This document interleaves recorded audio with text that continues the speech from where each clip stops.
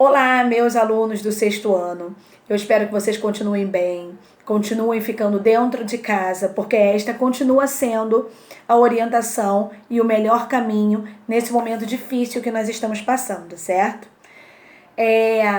Nós estamos aqui novamente para continuar a nossa rotina de estudo, conforme a gente tinha comentado, que as próximas aulas seriam desta maneira, né, assumindo um novo formato, um formato mais digital, para que a gente possa continuar a transmitir para vocês os ensinamentos dos livros didáticos.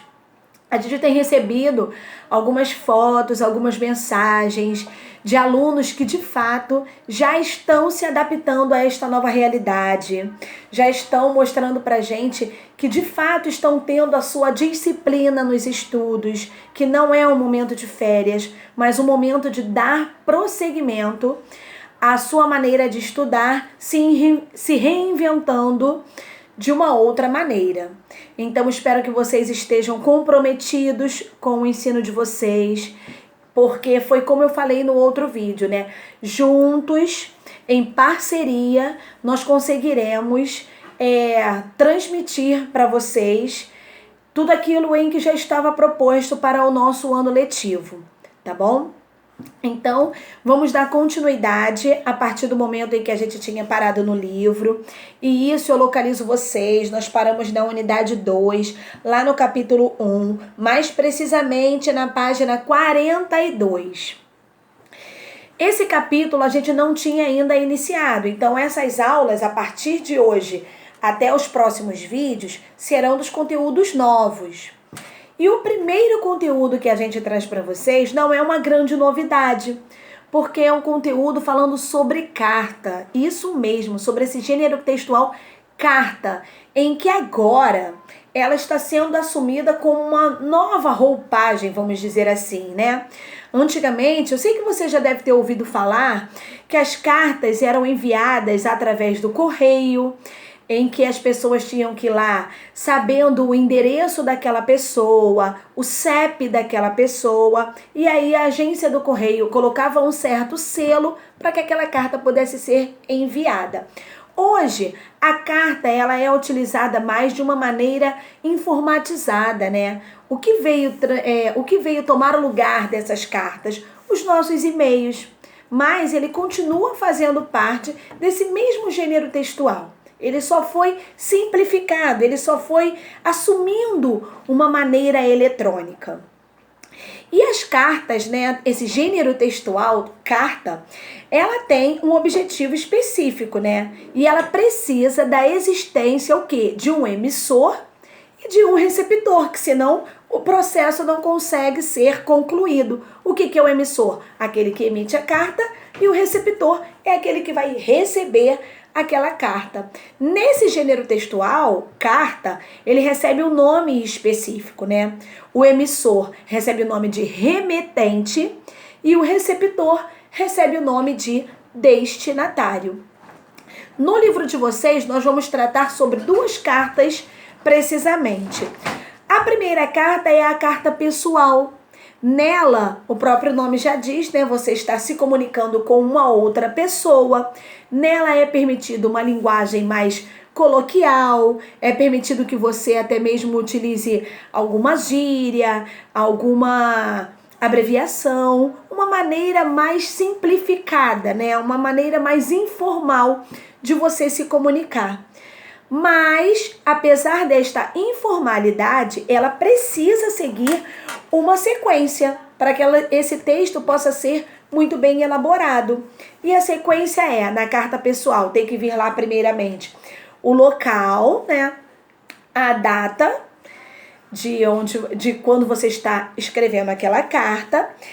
O destinatário, a saudação ao destinatário, geralmente vem assim algum vocativo do tipo, querido amigo, minha saudosa amiga Laura, por exemplo. Depois você escreve o texto da sua carta, e como é uma carta pessoal, aí não tem um limite de palavras a ser utilizada. A carta pessoal você pode escrever, colocar a sua vida, todas as informações que você queira colocar ali, ou não é pessoal. Então, você mesmo vai ver qual é a sua relação com aquela pessoa para estar escrevendo aquela sua carta.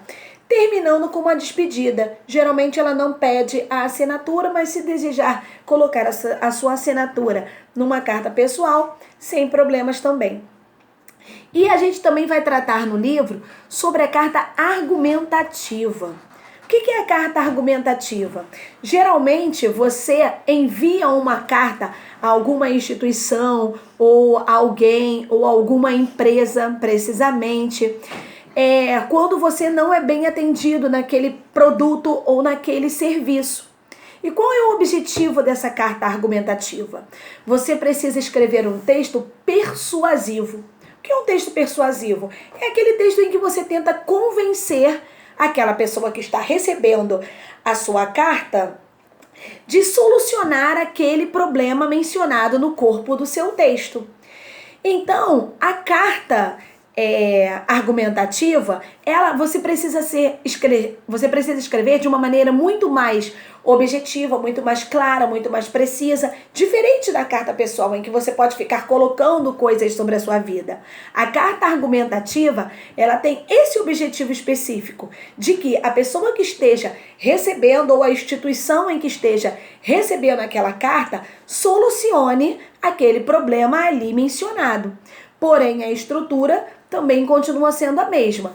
A data, a saudação, o corpo, que aí é o corpo de uma maneira muito mais concisa, né? Você vai ser objetivo, prático naquela sua reclamação, a despedida, e aí sim, na carta argumentativa, tem lá a sua assinatura, e algumas vezes a pessoa até coloca o seu próprio e-mail ou o seu telefone para que, se aquela empresa quiser entrar em contato com você diretamente para resolver o problema de uma outra maneira.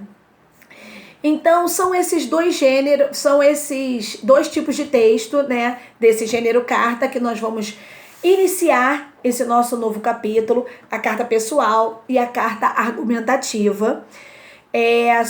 Nós damos as dicas para vocês de que se utilizem do material para que vocês leiam, né, os dois tipos de carta que o livro traz e resolvam de fato as questões do livro pertinentes a esse assunto, que vai da página 43 até a página 48.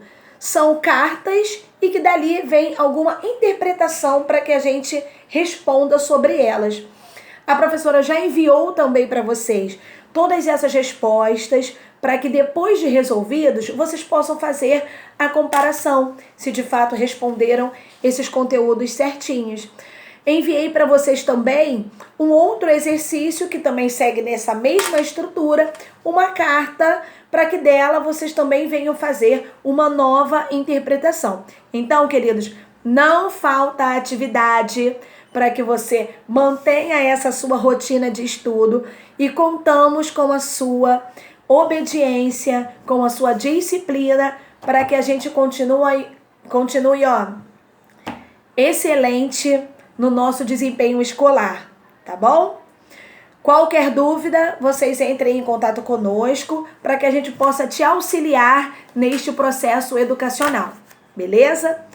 Obrigada, fiquem com Deus, permaneçam em casa e até o próximo vídeo.